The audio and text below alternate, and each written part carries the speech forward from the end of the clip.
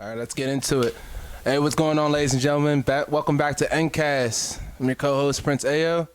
And I'm Brian, as always. A.K.A. P. Nigma and Brian. How y'all doing? It's been a little bit, you would say 3 weeks, 4 weeks since we had our last episodes together? I swear it's been 5 weeks. Yeah. Maybe. I mean, I had a couple guests on here, but since Brian and I have recorded, it's been probably 4 or 5 weeks. But we're just going to get back into it, honestly. So, Brian, what you been up to? Just continuing my classes online. Got about a month left of class before I graduate. And aside from that, nothing really. Just staying in my room, staying as socially distant as I can. Just going to the grocery store and visiting a few friends, but that's about it. It's funny how you say it, and it's just even when you say social distancing, you're just being a respectable citizen. It's just still at the same time. It's just I feel like people are just tired of it. I'm tired of it, even though I'm doing the exact same thing. I'll go to get something nobody. to eat. Here's the thing: nobody likes social distancing. It's not like we're doing it because we enjoy it. We're just doing it because we just kind of have to because we don't want to get sick. I mean, I went out to eat and certain people are still next to people and yeah, and shit. If they want to do that, they want to kind of increase that likelihood. Let them do them, but everybody's different. I can't tell other people what to do, but for me personally, I personally don't want to get sick. No, I don't blame you. I don't blame you. I mean, I keep a hand sanitizer on me on deck all the time. So even when I shake people's hands, just off subconscious forgetting it, I shake their hand. I've gotten in that mindset that I just when I'm out and I'm doing things, I'm touching certain things, I just know it's all right, well, I gotta make sure I hand sanitize as soon as I can before I touch my phone or touch my face or go back to my car. Like you, I also keep a little pocket hand sanitizer out definitely. when I go outside. Especially when I go to gas stations. That's when you touch the pumps, deck, oh my god, my hands feel so gross when I touch those things. But yeah, I've been just grinding, working. I haven't been okay lately, but at the same time, I've never felt so motivated. I've learned a lot this year. So with that being said, learning a lot this year, let's just go into the segment of the elections. Yeah, that's the biggest piece of news right now. Yeah. So as of this recording, today is Sunday, November 8th. Yeah. It was 2020. it was just yesterday when the media called Pennsylvania and thus gave Joe Biden the necessary electoral votes to be declared the presidential elect. And Kamala Harris as the vice president. Vice president-elect. This comes after, I believe, 4 days of counting for a lot of these states, especially these battleground states where they couldn't really call it until 98, 99% of the votes have been accounted for. And as I said, as of this recording, because this is a constantly developing thing, Trump has not conceded yet. He's still trying to present his case as voter fraud, He wants a recount. He doesn't really want to leave the office. Sort of like a dictator, but rules are rules. You know, he won fair and square. Just like people were mad during 2016 when he got elected, people are gonna be mad when he's not elected. It's part of the competition in politics. It was also later yesterday that a lot of foreign leaders were congratulating Joe Biden. This official way things go. They waited 4 days after the deadline of getting your votes in person, mail in, absentee. Is that the same thing? Absentee votes? I thought absentee votes. Yeah. Because it's just mail-in votes. Yeah, mail-in votes. So it's just they waited 4 days. They were counting, and it looked like it was going to be close. But the way this country was going, it almost looked like Joe Biden won. Joe Biden. Not Biden. Speaking of which, the only reason I think I had subconsciously thinking that because on Twitter they kept putting Joe Biden as the new president candidate. But yeah, Joe Biden. he won like fair and square at the end of the day. So it So makes sense. you wanted to talk a little bit regarding that whole process because, as a lot of you know, it's normally for these elections that they get called like the night of, like late in the night. So most people are used to kind of like waking up the next day as like, okay, who won? Yeah. So, and I see a lot of people, confused on why things took so long, why these counts have been so slow. So to kind of back this up a bit, because of COVID-19, this election we had a significantly large amount of mailed-in votes. Votes that people fill out on their own time and then either mail them in via the postal service or they drop them off in designated drop boxes. And we also have in-person voting on election day. So the way it works is that on election day, when people come in and vote in person, once polls close, each state thus goes into the act of counting the votes. And the way the priority of the vote counting works is that the in-person votes Are counted first. And then the mail-in. Yes. So, like, to be honest, we were lucky that we even got, like, a result on Saturday because some were anticipating that it could go past, like 2 weeks, yeah. Like November 14th. Yeah. Some were even anticipating the second week of December. Yeah. So the mail-in was really, like, the holdup altogether, which I think is kind of, like, old-fashioned, especially the technology we have. I feel like we could do something like have, like, a designated, like, QR code for each voter online and vote online.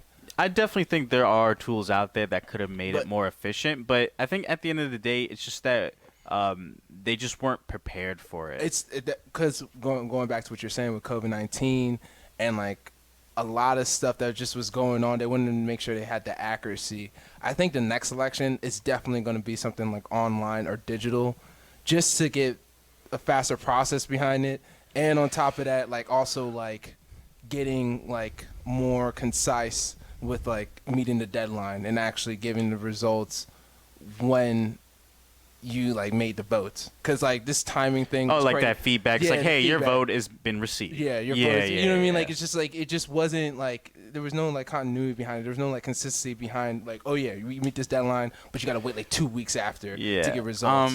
And another big part of that is that the way our elections work is that they're locally run. Yeah. Meaning not only does every state kind of do their own thing, each county in said state does their own thing. Yeah. Which is a gift and a curse. Like the curse part kind of comes into play. It's just the lack of consistency. Yeah. Because with these battleground states, like not only were like these states taking a long time, but like the counties themselves were very like staggered. Because you weren't just voting for the president and vice president. You were voting for judges. You were voting for like people, senators, people in the board of education, and a lot of people who went to go vote who have never voted in their life. Kanye West. They didn't realize that they were voting for people in the county and the state and the Senate. Like they didn't even realize when they went in, and like I think I went on a little Twitter beef. I'm not gonna say his name, but like he was talking about like, no, it's more important that we talk about the president and make sure we vote for the president. I'm like, bruh, you also gotta vote for people locally too. Like that matters because that's who controls our lives at a local level. Those people have the biggest influence on your like personal like the mayor. You know what I'm saying? Like, like the governors, the senators, the congressmen. Like 100%. But where was I? In regards to the counties kind of doing their own thing. I'm curious to see, like you said, like what they do in 2022, 2024. 2024. Well, that'd be the next. Well, because like you have midterms in 2022. I know midterms, but I'm saying like people aren't presidential going to election 2024. Yeah. Because there's also a lot of things that we kind of need to see like change with like the way we do votes. Like Electoral college, I feel like it's number one. To be honest, electoral college. I was gonna say that election day needs to be a federal holiday. We'll see. Just because I think that just makes too much sense. Like, why not give people a day off? It depends on like how we're transitioning from the the work style left because of COVID. We could tell that people can work from home. You know what I mean? But even still, like, people deserve to have the day I'm off to not vote. disagreeing, and I think there's been some election days where people were given that day off. Yeah, but what I mean is, like, if it's not a federal holiday, then you can't force the businesses to do it. It changes, and it's up to the businesses if they want to give retail businesses if they want to give that day off too. Like it's really intricate and like really tedious to just like say, all right, that's a federal holiday. I just me seeing like the workforce going to like a remote jobs, remote like lifestyle of working, making a federal holiday. Don't, at least in America, it's run like a business. There's gonna be a little bit of pushback. That's how I feel about it. I don't think so. But the Electoral College, I feel like there needs to be a readjustment because a lot of people feel like their votes don't count. So like, I think one, obviously, a lot of people. Let's be honest. A lot of people voted for Biden just to vote against Trump, and they knew that if they voted for like independent parties, their vote wouldn't really matter. But at the end of the day, it was just like, like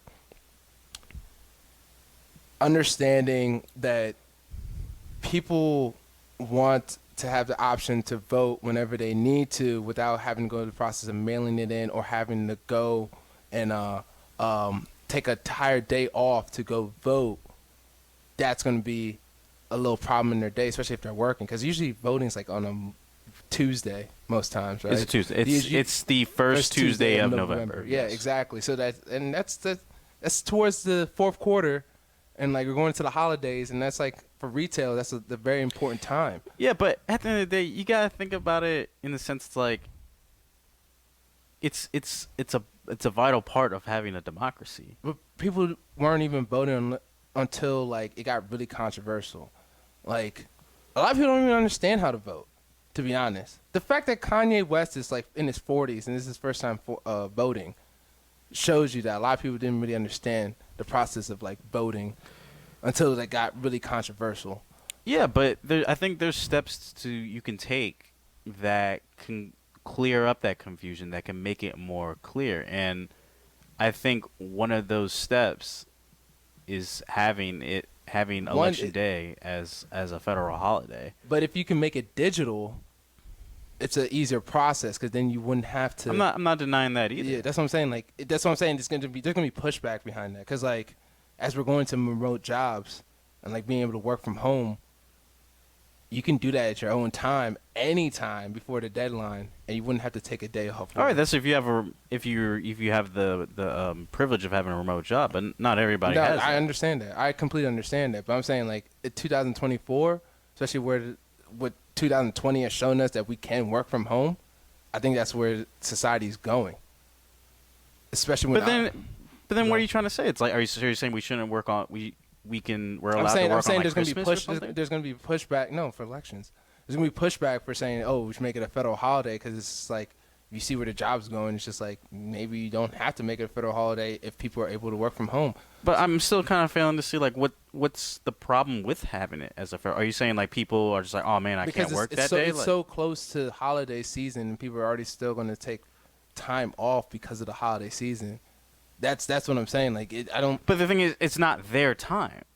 That's the point of having it as a federal holiday. Whose time? It's not the employee's time or the job's time. What are you saying? What I mean is that you're not taking like your leave. Yeah, I understand. It's a federal because if it's a federal holiday, then it literally it's a day for everybody. I understand that, but for it to be a federal holiday, it has to be like a actual like legitimate reason. Yes, and that is a legitimate reason. I don't think it's a legitimate reason because a lot of people don't see voting as important until it was controversial, and that's I don't agree with that either because if you look at the numbers, like the amount of people that voted this election because it was controversial, like they're the highest they've been, but because 2008 Obama still got like 68 million votes because he had more minorities voting. Like a lot of people didn't see the seriousness of voting until like I'm not talking about white America. I'm talking about like all of America. All of America didn't see the seriousness of voting. But what I'm trying to say is it's not what you're saying. Like seeing the dire need to vote. Like that's not a new thing. Like that, like I said, like Obama broke records with his voter turnout back in 2008. You know, I understand that. And that was that's still 12 years ago. That's still controversial because he was going to be the first black president. How about before that with Bush? How about before that with Clinton? Like, a lot of people, that's when they definitely had to go in person, and it was barely mail-in because a lot of people didn't trust mail-in. Like, these are still new times, is what I'm saying. So I can see pushback for it being a federal holiday, especially when a lot of people are working from home more and more. I'm still having trouble seeing like what would be people's beef with having a federal holiday. Because you're saying that because it's the holiday season. I'm not saying people. I think that's where the confusion is coming. I'm not making that stuff clear. I don't think it's people. It's the economy, because it still affects the economy when you shut it down. Because then if it's a federal holiday, usually stock market close on federal holidays. Does that make sense? Okay, and what I'm saying to that is that our election is more important than one day. We as people see that. I'm saying the pushback is for like big corporations and also like, you know, people in politics. Like they want to shut down the economy. Like today, I think one of my boys in the group chat said, SB 500 went up like 150 points because Biden got elected. You know what I'm saying? Mm-hmm. Like, it's just like that matters. Like, that's something that you just have to take into consideration when it comes to federal holidays. Does it make sense? I get what you're saying. Like, people should take time because they already have to take the day off, or they have to make arrangements. The election matters with the businesses too, though. Because here's the thing. Here's the reason why it hasn't been a federal holiday until now. Is because they don't want people to vote. It's because these people that thrive on disenfranchising voters don't want people to vote. Hence why it hasn't been a federal holiday. That's the reason why. And that's why businesses. It's like I don't think there's anything wrong with having just one day, especially if that day is where we're electing let me give you an a example. president. So I work with a guy at the post office. He handles stuff for my business. He works 7 days out the week because he's afraid if he lets one person take his shift, that his numbers will go down 10%. That's how important it is. Like, all right, that's if somebody takes his shift. But this is a day that nobody works. Exactly. So if the business is closed, especially the post office, because the post office is closed on federal holidays too, that comes with money, Brian. That's the thing. Like, it's not just about a social issue. But we have federal holidays throughout the year. I don't understand. I understand it, and they plan that, like for Christmas, like for all right, Thanksgiving. and then you plan for election day. But you just said that the government doesn't want them to vote. It's more of an economic issue than a social issue, is what I'm saying. That's where I disagree. I don't think economics has anything to do with it. I think it's purely we're in America. We're in America. It runs off business. All right, and because thing is, businesses care about the election. What the problem is that you have these people in power right now that want to disenfranchise other people that would vote against them. Hence why they don't make it a federal holiday, because the people that have the hardest time taking off are those people that don't make a lot of money. Those people that like you said, it's like these people, like if they take off a day and like somebody takes their shift, it's like then they're fucked. And yes, that's the reason why they don't make it a federal holiday. The thing is, we do make it a federal holiday. It's a break for everybody. I understand that, and this is where this is a confusion. But like at the same time, I'm not here. Like what I'm saying is, we're not disagreeing. What I'm saying is there's going to be pushback from that. Because who? That's where I'm saying is like, who are you talking about that will give pushback to that? Wall Street, political people, because they are afraid that people who give their opinions on the vote are not going to vote for them. Businesses, because they're taking the day off the weekday, 5 days of the weekday. A Tuesday is a very important all right. So then, day. How come they don't have any problems with Memorial Day? Because already in plan, that's already been in their. All right, and then you plan time. For Election Day. I don't understand the problem. That's another day that they have to take off out the year, Brian. That goes towards money. That's the thing. It's about money. It's about money. It's not about just society and our opinions and like giving us a break. Let's go on to the next segment. Agree or disagree. What do you predict for the next 4 years? So we're already getting like news that Biden's already putting together his cabinet.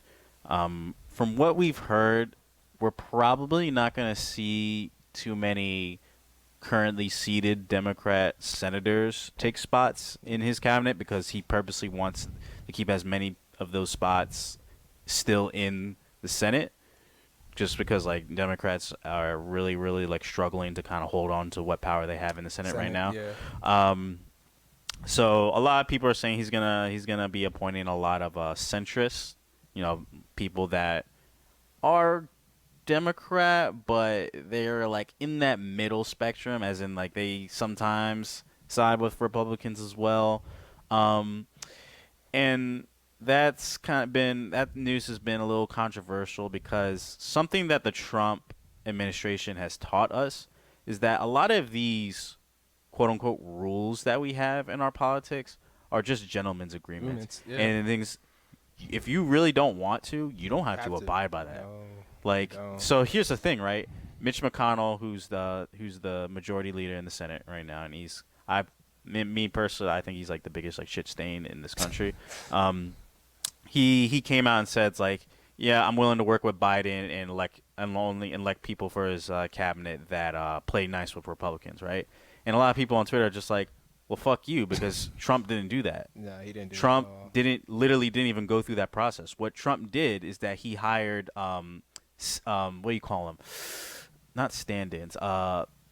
In like intern like positions, and the thing is like they're long-term interns, so that they're there, but they haven't been like vetted by Congress. But the thing is, he just did it like just because it's like it was like a business move for him. It wasn't like something. Like, well, not even just that. It's just like it's not something that's like written in the books that you can't do. So it's like, well, I can just completely bypass that by just having interns. All right, bet. Like I'll do that. So that's something that's gonna go. To have people on his side too. Yeah. People you can trust. So another big thing that makes this election important is that even if the Democrats don't win back the Senate, having the presidency is still really important for foreign policy. Yeah. So we're already hearing that Biden is going to kind of like reinstate a lot of things that Obama did in regards to foreign policy. So, our relationship in NATO, our relationship with a lot of these climate change groups, our relationship with there's a couple other things that like Trump kind of like made us like back out from. So we're already hearing trade wars, all that China like tariff shit. Like, oh my god. But yeah, like speaking of tariffs, I was just gonna go and talk about the tax increase because people in the Senate definitely, even though they're centrists, there's still a lot of Republicans in there. Yeah. So Biden made it clear that his tax plan, he said it's only gonna affect people that make $400K and up. We'll see, because that's something he says, but there's also going to be changes too. So we'll see. That's what you really want. But that's when the Senate comes into play, because the Democrats don't get the Senate back, then it's just going to be gridlock. If they do get the Senate, and when I mean get the Senate, as in like we have two runoff Senate elections in Georgia happening in January, and if Democrats win those seats back, what basically happens is you get like a tie in the Senate, but because Kamala Harris is the vice president, she serves as the tiebreaker if Congress is 50-50 split. Yeah. So the Democrats would essentially have the Senate. And that's really important for passing the tax plans, because if Republicans still control the Senate, even like those moderate tax plans that Biden has plans are probably dead in the water. Well, the calculation for student debt and him like relieving student debt was totally wrong. I was like researching that before I was voting, and like his numbers were off. So that's why I'm a little bit like nervous. I haven't looked into like his plans for student debt. I just heard recently, not from Biden's camp, but from this one New York senator. I forgot his name. But he was talking about how Rudy?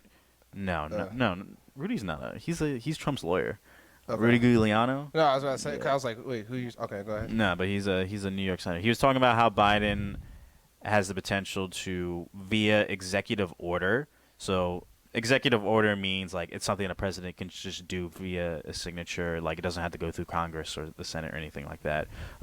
Via executive order, he can wipe away up to $50K of debt per student. And this is money that's already allocated. Yeah. So that's something that he could, in theory, do. Yeah. I don't know if he's gonna do that That's because what I'm saying. It's just talk right now. You know what I mean? Because thing is like a thing with Biden is that he's a Democrat, but he's very, very, very moderate, very, very moderate. So a lot of those things that a lot of like young people push for, a lot of things that a lot of disenfranchised people push for, a lot of minority groups push for, they're not a guarantee with Biden. He's a moderate. He's the type of politician that really like wants to work with both sides. And again, that's kind of controversial right now because, again, something that the Trump administration has taught us is that Republicans, snake behavior. That's what Republicans it is. do not give a fuck. Yeah, it's snake behavior. That's the concern right now because it's like I've read a lot of pandering. Yeah, and it's just like we got to see if he falls through. That's why talk's cheap right now. You know, so that's why like even though a lot of people were excited that Trump's out of office, it's just like you still got to pay close attention to him. Yeah, because he's like you said, he's moderate. So it's just like, yeah, maybe he was using those social rhetoric for the votes. But that's another thing. It's not like he was, even when he was running, he wasn't even like. No, he has a history of doing this. What I'm saying is like he wasn't even like promising like real like progressive shit. Like he never like talked about Medicare for all. Yeah. Like he was a big like opponent against that actually. Yeah. And then, like, that's what I saw when I was researching before I voted for him. I was like, we'll see with this guy. Go ahead. Yeah, but in my opinion, like, well, not in my opinion, but just like my feeling as like overall is that it's good that Trump's out of office, but we still have to hold Biden accountable, and that's my mindset going forward. Accountable and make sure he's still like competent. That's another thing. Even though like he says Kamala Harris will have my back if anything happens to me. Mm-hmm. I'm glad she's the first Black Asian woman in office, but looking at her record and what she's done in California, it does scare me a little bit. But at the same time, it's just like we got to see what's going to happen. You know what I mean? Like, I get where you're coming from there, but I'm not gonna lie. When Biden announced that Kamala Harris was gonna be his VP, I was like, okay, there was way worse options. Definitely there was way worse. Way worse options. So that was actually, in my opinion, his best. He was best pick. That was like in his character. That was a chess move. I was actually glad that he did that. Like you said, like with Harris, she has a shaky history as like as district attorney for California, but as far as I know, as like when we're talking about Senator Harris, I thought she was pretty okay. But again, we'll see what happens. That's what I'm saying. We just got to keep close attention with him. My big thing is about taxes. And then how we're gonna stabilize the economy, only because like, first off, if it comes to like minorities, especially Black people, one thing that Black people care about when it comes to economics is reparation. Let's just be honest about that. And that's just a topic that's just. You say reparation. What do you mean by reparation? Like giving us our paid dues, or are you talking about giving us our equal opportunity? I believe more so equal opportunity, but I think what I'm seeing online and what I'm seeing from people's feedback is paid dues. I feel like equal opportunity will help with generational wealth, but right now a lot of people are struggling, so there's more about paid dues. And that's really what a lot of people, at least when I'm seeing feedback from online and what people giving their honest opinion about, is what they're really focused on. Yeah, so another thing I've seen like a lot of people like talking about on Twitter that they want to push Biden for is that right now what Biden is stepping into, in what he's going to step into in January 2021, is probably the U.S. at its worst since the Great Depression. Yeah. All right, so let's go into the next segment. This is kind of like obviously it was election week last week, but also someone in like the hip hop Black community actually died. His name was King Von. He's actually a Chicago rapper. Yeah, he's up and coming. Yeah. A lot of people Agree. He was like kind of like on the verge of blowing up. Yeah, and he was signed under Little Dirk. Not Lil Durk.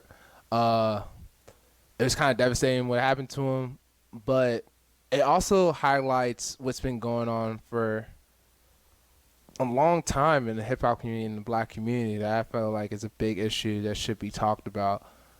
Ryan, did you want to give a little bit of input? Say your point first, because we kind of have differing opinions on this. Okay. I guess my input about it is especially with the hip hop community, what I mentioned from my EP and what you're listening to, what influenced you, is you can, especially with his situation, he's literally the epitome of you can take a person out of the hood, but you can't take the hood out of them. And he was in a situation where he was fortunate enough to get out of the struggles of his environment, even though he was glorifying it, and like be able to take care of his family, be able to actually have like a decent life, actually live past like 30, 40, you know, and have create generational wealth for his kids. I think he had like 3 kids, you know, and it's just like he still wanted to have the mannerisms and be the product of his environment. And I just see this vicious cycle. King Von, Pop Smoke, Juice World.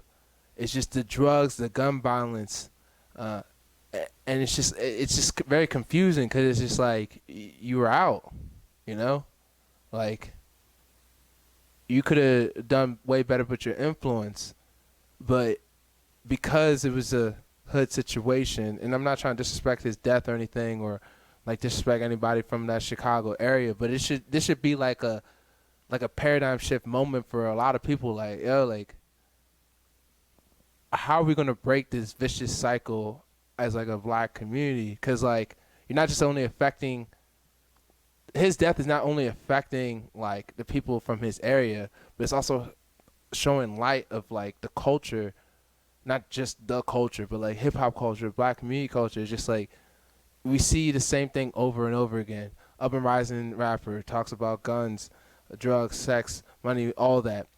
But like he still wants to live that lifestyle as if he's not like one of the exempt ones because he made it out. You almost make yourself as a target, you know? And it just doesn't make sense to me anymore. Like the only thing I can say this difference between King Von, Juice WRLD, and Pop Smoke is Pop Smoke and Juice WRLD a little bit younger. All right, Pop Smoke was like 20 years old. That's only 2 years out of high school. You know, I believe 50 Cent was his mentor, and I think I heard like in one of his interviews, 50 Cent's interviews, he was telling Pop Smoke like, speak death away from you when you're rapping. Like that shit really does manifest into your life. Like you gotta understand, like what you're speaking behind that mic, you're creating a ripple effect. You have an echo chamber. Like people are listening, they're gonna test you. And I'm not gonna say Pop Smoke wasn't listening to what 50 Cent was saying, but at the same time, he was still gonna be like real with himself. I'm not saying don't be real, just be conscious of what you're saying behind the mic, you know. And that's the kind of reason why I like started rapping for myself. I'm like, bro, like when you realize the influence that you even have on yourself and other people are gonna react to it, you know. Like you don't say you got M16s and we're gonna run up on you. People are gonna test you for that. That's just how it's gonna go. Like Pop Smoke got killed in the West Coast. He's from New York. You know what I'm saying? He's from New York. That's Yeah, so a trend with Pop Smoke, King Von, and King Von got killed in Atlanta. He's from Chicago. Like these people are getting killed outside of their city. Yeah. So let me jump in right there, right? So you mentioned King Von, you mentioned Pop Smoke, you mentioned Juice WRLD. So this kind of trend that we see with like these younger rappers, you know, especially these younger rappers that, you know, are just like still like fresh in the game, in the industry, is that especially for the ones that really rap about like the street lifestyle, right? You know, like you said, the whole gun talk, the whole all the drugs, all the women and stuff. You have to understand That's all they know. Especially for King. That's all they know. But here's the thing, right? So King Von, right? I'm sure probably like last year, the dude was probably like broke.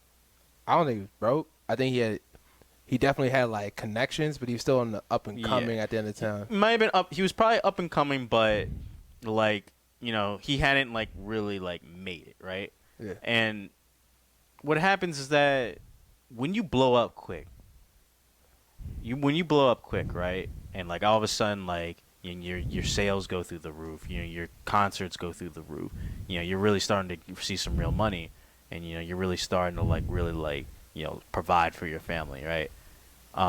When that happens really quick, it's a big shock.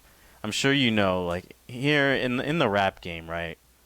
Like in a span of months, you can go from a nobody to literally on top of the game, and I think that catches a lot of like inexperienced like rappers off guard a little bit. Like I said, I think especially the ones that come from like the whole street talk, because now all of a sudden, right, you go from somebody that that is one of many to somebody that has a lot of attention. And if you talk that street talk, right, and you're blowing up and stuff, you mentioned earlier, right, you have a big target on you. Like I said, people I'm actually not disagreeing with what you're saying. What I was going to rebut is then you can also list Lil Baby.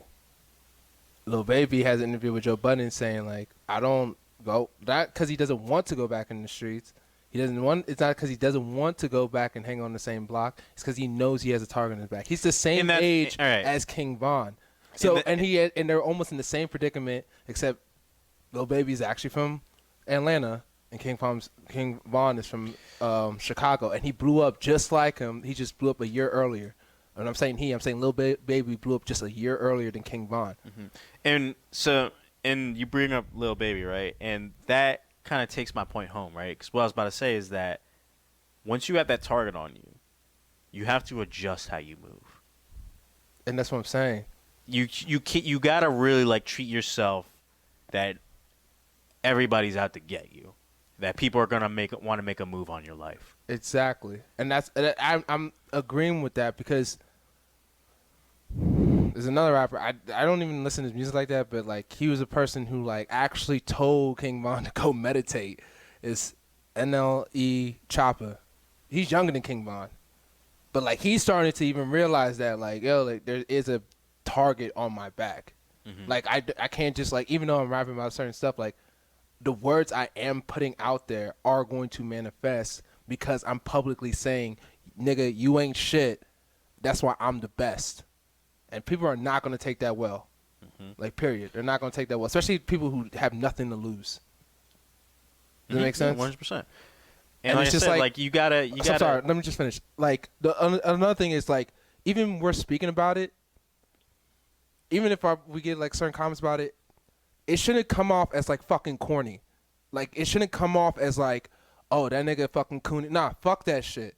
Like, nigga, you're an exception.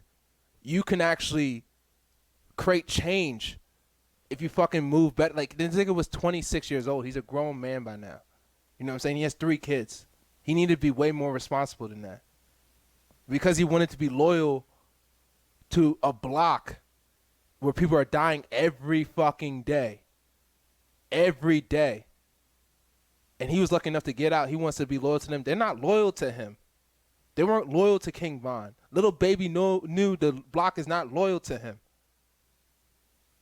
That shit's just like, bro, like to the point where I'm seeing these motherfuckers dying like every other week, where I'm just like, bro, it's stupid. It's fucking stupid. It's flat out dumb now. People want to mock 6ix9ine. I have no respect for 6ix9ine. He's a fucking clown.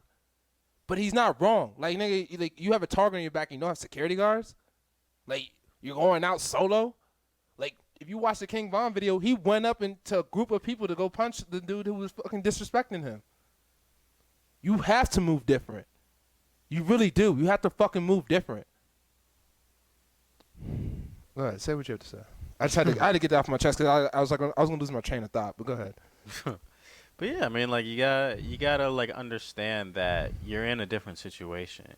Like I said earlier, like people are gonna want to make that move on you. Um, this goes double for like I said, if your whole like sort of like your whole persona is like that street rap shit, you know. And here's the thing, like I don't knock people, for adopting that, right? Because number one, like that's what they grew up with, like that's them. That's all they know. I get that. Product of your environment. I get that. But like they also, I'm pretty sure they realized when they got to that different level, they knew the hate was coming. They're not stupid. You know what I'm saying? Like niggas who are street smart, they're not stupid. So like they knew they got to that different level. Adjusting is not that hard, especially when they had money. But that's what I was saying and they're earlier. Not thinking it's like like that. it's tough because if it happens so quick that you don't realize it. That's what I was saying. But I also think it's what they're comfortable with. Like they trusted, like I believe King Von and Pop Smoke trusted the people who helped them come up with them. But they don't realize those people would change on them real quick. Those people would change on you real quick.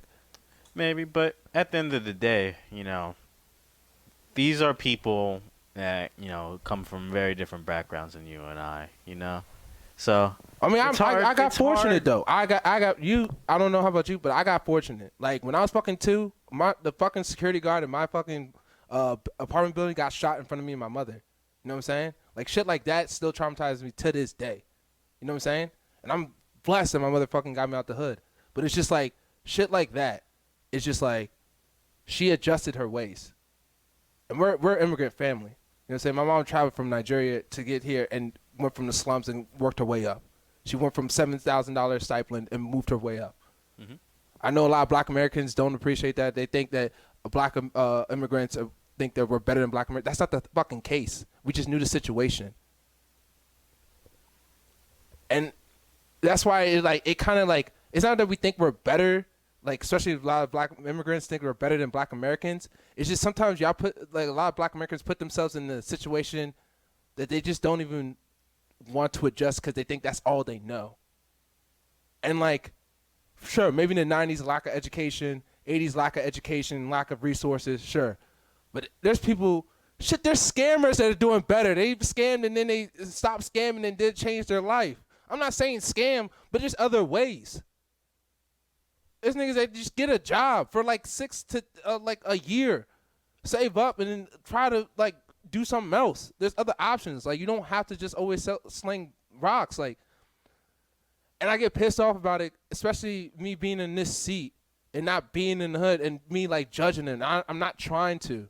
I'm tired of seeing people who look like me die on the fucking streets for no reason, for momentary anger. Like, I'd rather y'all just like fight it out, fist fight it out, and both of y'all go home. You know what I'm saying? Or like, even if y'all go to the hospital, it's just a broken jaw, not your fucking life. You know what I'm saying? At least you can go home to your kids.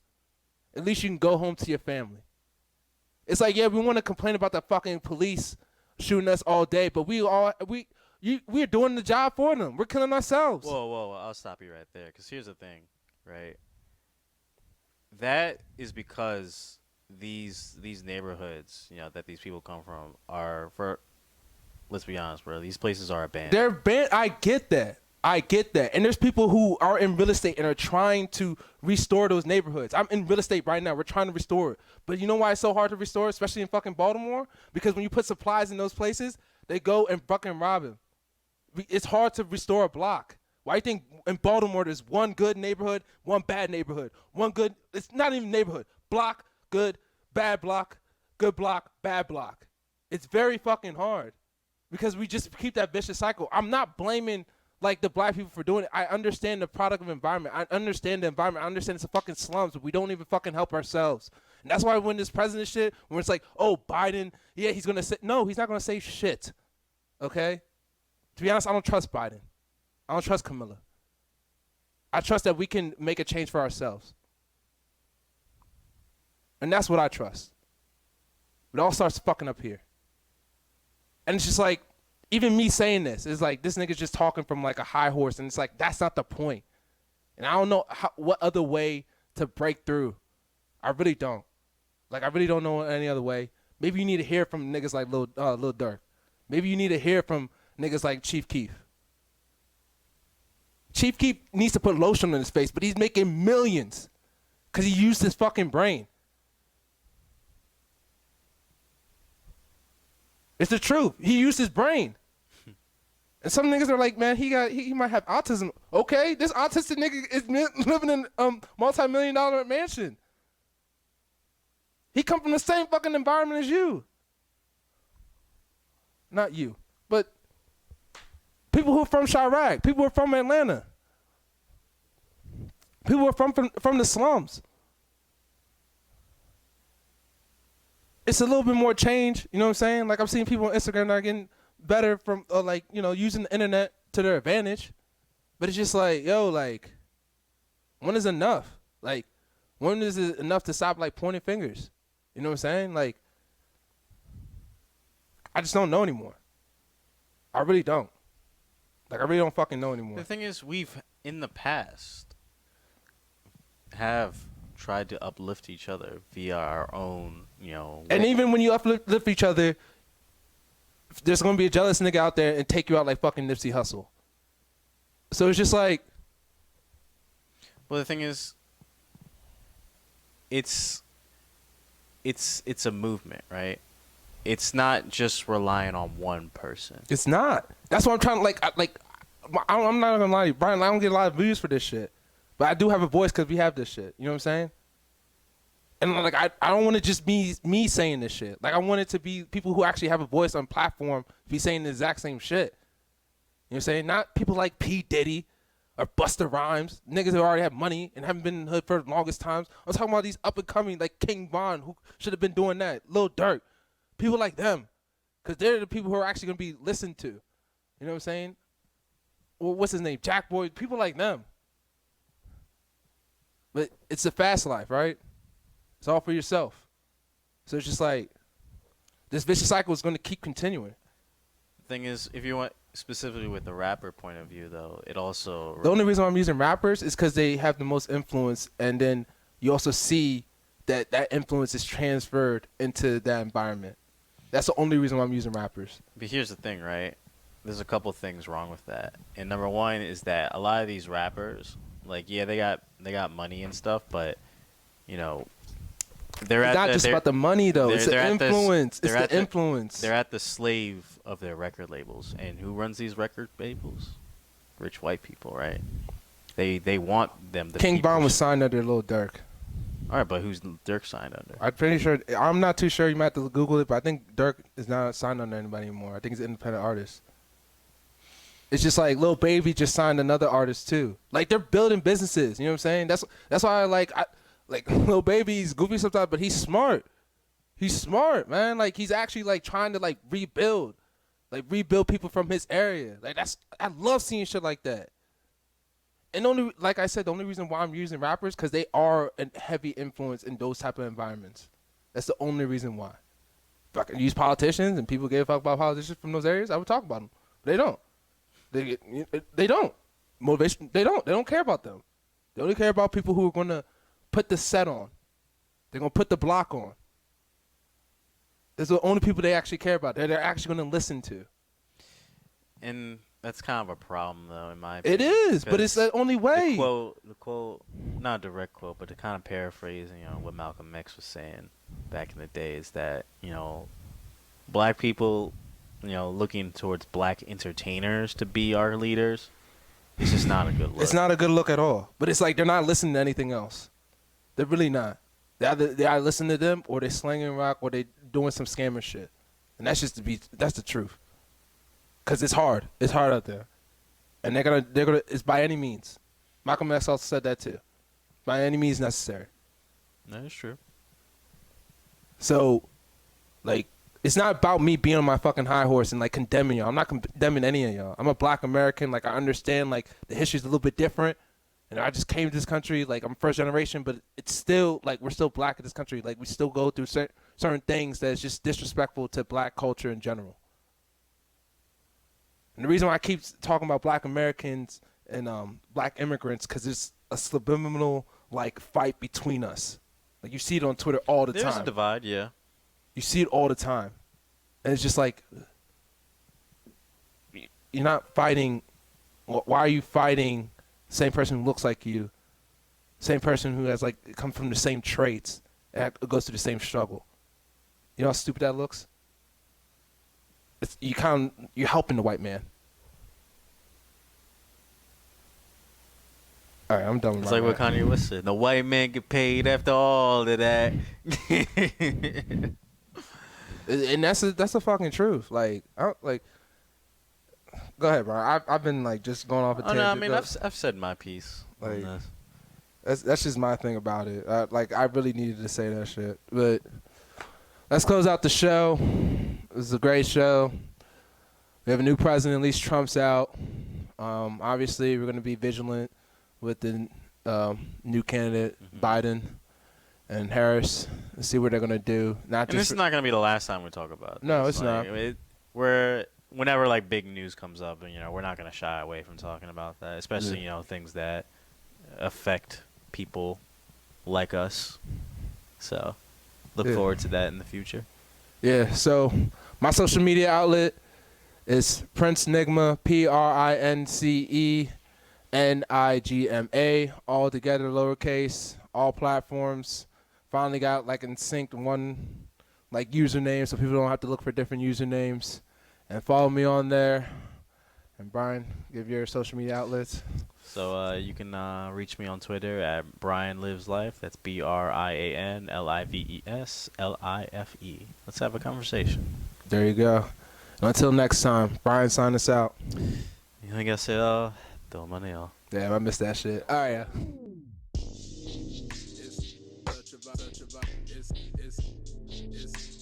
It's such a vibe. It's